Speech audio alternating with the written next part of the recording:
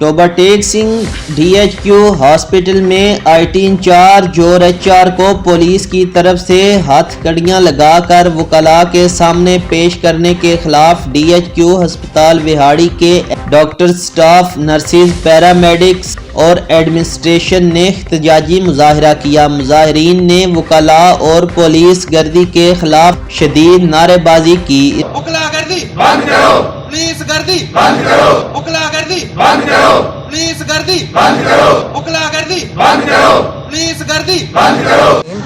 ہم توبہ ٹیک سنگھ کے جو HR آفیسر اور IT آفیسر کے خلاف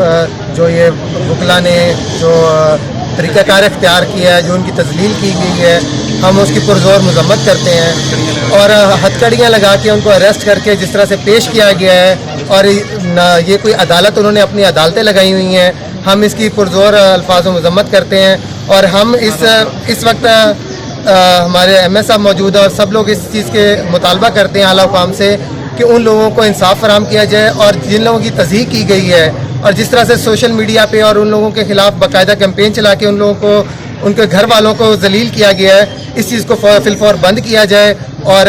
ان لوگوں کا انصاف فراہم کیا جائے۔ اور میں اسپیشلی یہ بات مینشن کرنا چاہوں گا کہ ڈسٹرکٹ ایڈمنسٹریشن نے جو وہاں پہ رول پلے کیا گیا ہے، یہ ان کا رول نہیں بنتا تھا اور ان کو